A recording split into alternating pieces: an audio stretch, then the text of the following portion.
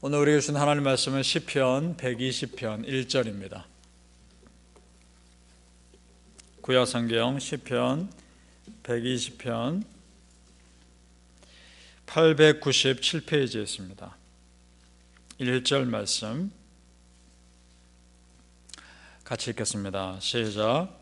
내가 환난 중에 여호와께 부르짖었더니 내게 응답하셨도다. 아멘. 이 새벽에 예배하신 하나님의 은혜가 우리 성도님들께 함께 하시기를 예수님의 이름으로 축복합니다. 아멘. 오늘 시편은 다윗의 시로 여겨집니다. 시편 120편 가운데 고백하는 내용을 보면 다윗이 그동안 고백한 내용과 참 비슷하고 다윗이 겪은 고난과 굉장히 비슷하기 때문에 그렇습니다. 자, 오늘 말씀에서 다윗이 이 고난을 어떻게 이겨냈는가를 보면서 우리에게 주는 메시지가 두 가지가 있습니다. 첫째는 환난 중에 포기하고 주저앉을 것이 아니라 그럴수록 더 부르짖어 기도하라는 겁니다. 첫째 메시지입니다. 둘째는 내가 부르짖어 기도하면 응답하신 하나님이 계신다는 것을 정말 믿으라는 겁니다. 둘째 메시지입니다. 우리 성도님들, 여러분의 기도 하나님이 들으신다는 것 정말 믿습니까? 아멘. 그러면 두려워하거나 염려하지 말아야 합니다. 하나님이 내 기도 들으시기 때문에 그렇습니다. 존 버년이라는 사람이 쓴 철로역정이라는 소설이 있습니다. 주인공 두 명이 등장하죠. 한 사람의 이름은 크리스찬, 또 한 사람의 이름은 소망입니다. 이 이름도 의미가 참 많죠. 이 두 사람이 온갖 어려움을 다 겪으면서 천국 문 앞에 도착합니다. 자, 크리스찬과 소망이 끝까지 같이 간 겁니다. 이 자체가 의미가 있죠. 그런데 문제가 있습니다. 그 천국 문 앞에 가로막고 있는 큰 강이 있는데 그 강이 죽음의 강입니다. 이 죽음의 강을 누구나 다 건너야 합니다. 안 건널 수가 없습니다. 그런데 이 깊이 보이는 강을 어떻게 건넌단 말인가? 그런데 그 사람들이 지금까지 오는 길에 빛의 사람을 만났는데 그 사람이 준 힌트가 생각났습니다.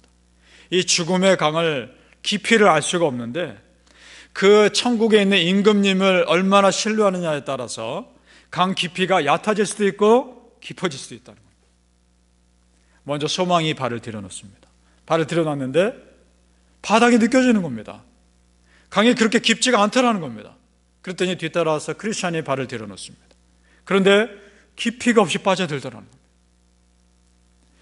믿음의 차이인 거죠. 그래서 옆에 있던 소망이 계속해서 용기를 줍니다. 그래서 겨우 무사히 그 강을 건널 수 있습니다. 자, 여러분, 이것이 우리에게 주는 메시지입니다. 우리 크리스찬에게는 하나님께서 붙여주신 소망이 항상 따라다닙니다. 믿습니까? 그 소망으로 견딥니다. 기도하면 소망이 생깁니다. 아멘. 그 소망이 우리 옆에 항상 있다는 것을 알 수 있게 해주는 것이 바로 기도입니다. 기도하는 자가 낙심해서 일어날 수 있으며 기도하는 자가 두려움을 이깁니다. 우리 성도님들, 우리는 그 소망으로 사는 사람들입니다. 혹시 고난 중에 계십니까? 어려움 가운데 있다면 부르짖어 기도하십시오. 정말 하나님이 내 기도 들으시고 내 모든 사정 다 아신다는 걸 정말 믿으면 우리의 기도는 멈추지 말아야 합니다. 지난 말씀처럼 내가 평생을 기도하리라, 이 시편 기자 고백처럼 이것이 우리의 고백이 되기를 축복합니다. 1절 말씀 제가 다시 읽겠습니다. 1절 말씀. 내가 환난 중에 여호와께 부르짖었더니 내게 응답하셨도다. 아멘. 너무나 분명하고 확실한 영적 원리입니다. 내가 기도하면 하나님 들으십니다. 내가 부르짖어 매달리면 하나님 응답하십니다. 너무나 분명한 영적 원리입니다. 나의 안고 일어섬을 다 아시고 나의 모든 생각과 나의 모든 말을 다 아신 하나님, 그 하나님께 고백하지 못할 것 아무것도 없습니다. 다 고백할 수 있습니다. 중요한 것은 어려움 중에 사람 먼저 찾을 것이 아니라 하나님 먼저 찾는 겁니다. 그것이 우리에게 진정한 소망이기 때문에 그렇습니다. 그렇다면 다윗의 주변 상황이 어떻길래 다윗이 이렇게 기도할 수밖에 없었을까? 지금 이 다윗의 기도는 결코 평안한 기도가 아닙니다. 다윗을 싫어하는 정도가 아니라 다윗을 속이고 죽이려는 사람들이 그 옆에 있었던 것 같습니다. 2절을 보시죠. 같이 읽겠습니다. 2절 시작. 여호와여, 거짓된 입술과 속이는 혀에서 내 생명을 건져주소서. 아멘. 그 다음 4절 말씀 시작. 장사에 날카로운 화살과 로뎀나무 수부리로다. 아멘. 참, 무슨 말씀일까요? 다윗을 속이고 공격하는 사람들의 그 미움과 분노가 다윗에게 어떤 용감한 군인의 화살처럼 마음을 콕 찌는 겁니다. 그게 굉장한 마음의 상처가 됐고 그것이 생명을 위협하다는 겁니다. 그 로뎀나무 숯불이라는 말이 나오는데 로뎀나무는 불에 타면 잘 안 꺼진다고 합니다. 그러니까 다윗을 공격하는 그 공격과 미움이 계속되는 것이죠. 자, 이렇게 오랫동안의 어려움, 다윗이기 때문에 견딘 게 아닙니다. 다윗이라는 사람이기 때문에 견뎌낸 것이 아니라 그가 기도하는 사람이니까 이겨낸 겁니다. 우리 성도님들, 여러분 기도하시지 않습니까? 기도하시면 이길 수 있습니다. 아멘. 너무나 분명히 영적 원리 꼭 기억하시기 바랍니다. 이런 겁니다. 나는 기도하리라. 나는 환난 중에 기도하는 겁니다. 그러면 하나님은 들으실 겁니다. 나는 기도하고 하나님은 들으십니다. 분명합니다. 이런 믿음이 처음부터 생긴 거 아닙니다. 여러 환난 가운데 내가 기도했더니 그때마다 다 아시고 도와주신 하나님이 계신다는 걸 그때마다 경험했기 때문에 오늘도 기도하는 겁니다. 이전에도 나를 도와주신 하나님이 지금도 나를 도와주실 것입니까? 이전에도 내 어려울 때 함께 하신 하나님이 지금도 함께 하실 거니까 그 믿음으로 기도하는 겁니다. 이 기도가 쌓이면 그래서 여유가 생깁니다. 마치 영적인 통장에 기도라는 재산이 쌓이는 것처럼 그렇게 우리는 기도라는 재산을 쌓아가는 겁니다. 그러니까 우리의 삶의 모든 삶은 하나님의 은혜를 알아가는 은혜의 통로입니다. 좋은 일이 있으면 좋은 일대로 배우는 것이고 안 좋은 일이 있으면 안 좋은 일이 있는 대로 배우는 것이고 우리는 그렇게 하나님의 은혜를 배워갑니다. 따라서 크리스천은 아무 문제 없는 삶을 바라는 사람이 아닙니다. 문제 가운데 하나님의 은혜를 깨닫기 위해서 은혜로 바꿀 수 있는 믿음 달라고 기도하는 사람들입니다. 바라기는 성도님들, 어려움이 있을 때마다 여러분이 평소에 쌓아놓은 기도를 쌓으셔서 이것이 오히려 은혜로 바꾸는 기도의 사람들 다 되시기를 예수님의 이름으로 축복합니다. 아멘.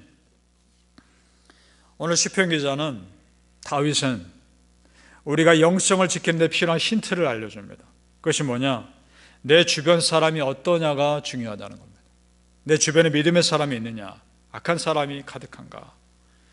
다윗 그제서야 깨달은 겁니다. 내 주변에 정말 신실한 믿음의 사람이 얼마나 중요한 것인지를 깨닫습니다. 5절 말씀 보시죠. 제가 읽겠습니다. 5절. 메색에 머물며 게달의 장막 중에 머무는 것이 내게 화로다. 자, 두 종족이 등장합니다. 메색과 게달. 이 두 종족은 싸움 좋아하기로 유명한 종족들입니다. 특별히 게달 족속은 이스마엘의 후손인데 이것저것 누비면서 약탈을 일삼는 종족들입니다. 그러니까 기본 성향 자체가 싸우기를 원하는 사람들이며 좋지 않은 사람들입니다. 다윗이 이것저것 쫓겨다니면서 어떻게 이 종족과 잠시 머물렀던 것 같습니다. 그것으로 추측됩니다. 다윗이 평화롭게 지내려고 노력했지만 결국 그 사람들은 그럴 만한 사람들이 아니었던 거죠. 7절 말씀 우리 같이 읽어보죠. 7절 시작. 나는 화평을 원할지라도 내가 말할 때에 그들은 싸우려 하는도다. 자, 그러면 여러분 같으면 어떻게 하시겠습니까? 이런 상황에서 어떻게 하시겠습니까? 자, 조금 전에 이 시편 저자가 다윗일 것으로 우리는 여겨진다 말씀드렸죠. 다윗이 다른 시편에서 비슷한 상황을 고백합니다. 시편 109편 2절에서 3절입니다. 그래서 이렇게 말합니다. 그들이 악한 입과 거짓된 입을 열어 나를 치며 속이는 혀로 내게 말하며 또 미워하는 말로 나를 두르고 까닭 없이 나를 공격하였음이니이다. 똑같지 않습니까? 지금 상황과. 자, 그런데 그 다음 절에 이미 답을 다윗이 압니다. 그 109편 4절에 이렇게 다윗이 고백합니다. 나는 사랑하나 그들은 도리어 나를 대적하니 나는 기도할 뿐이라. 아멘. 이것이 답입니다. 원수들은 나를 공격하나 나는 그들과 싸우는 게 아닙니다. 나는 기도할 뿐이라. 아멘. 여러분, 우리는 오직 기도할 뿐입니다. 원수가 없는 것은 하나님의 일입니다. 내가 내 감정으로 해결될 수 있는 일 아닙니다. 그러면 더 문제는 커질 뿐입니다. 우리 하나님께 다 맡기며 하나님의 때를 기다리는 겁니다. 믿으십니까? 아멘. 연세 많으신 선배 목사님들께서 이런 조언하셨던 기억납니다. 어떻게 조언하셨냐면, 문제가 생기면 침묵해라. 그리고 산에 올라가서 기도해라. 옛날에 우리 어르신들은 산기도 많이 하셨으니까 이런 조언을 하십니다. 그러니까 무슨 말입니까? 기도하면서 하나님과 문제를 풀라는 겁니다. 그것이 근본적인 해결책이기 때문에 그렇습니다. 다윗이 지금 그렇게 하고 있는 겁니다. 여러분, 이 새벽제단이 우리에게는 기도하는 산입니다. 이 새벽제단에 나와 우리는 기도하는 겁니다. 내가 하나님께 기도하면서 하나님께는 부르짖되 사람에게 침묵하면 하나님 말씀하실 겁니다. 그것이 해결책입니다. 사랑하는 성도님들, 우리는 막힌 삶을 기도로 푸는 사람들입니다. 그 기도를 통해 내 힘이 아니라 하나님의 힘으로 사는 믿음의 사람 되시기를 예수님의 이름으로 축복합니다. 아멘. 기도하겠습니다. 아버지 하나님, 은혜를 감사합니다. 그렇습니다. 우리는 기도하는 사람들입니다. 내가 기도하면 하나님 들으십니다. 내가 부르짖으면 하나님 응답하십니다. 하나님, 나는 침묵합니다. 그러나 하나님께 다 쏟아냅니다. 그러면 하나님 말씀해 주옵소서. 하나님의 때를 기다리는 믿음의 사람들 되게 도와주시고, 하나님께 다 맡겼을 때 하나님이 이 상황들을 어떻게 바꾸고 가실지 바라보게 하여 주옵소서. 우리 삶의 주인은 하나님이십니다. 하나님, 이전에 나와 함께 하셨고 이전에 도우신 하나님, 지금 나와 함께 하시며 지금 도우실 것을 믿습니다. 그 믿음으로 오늘도 소망하며 사는 겁니다. 하나님, 그렇게 기도하는 믿음의 백성들 다 될 수 있도록 도와주시고, 오늘도 기도하오니 이 기도 가운데 함께하여 주시고, 우리 성도님들의 기도를 다 응답하여 주시옵소서. 감사하며 예수님의 이름으로 기도합나이다. 아멘.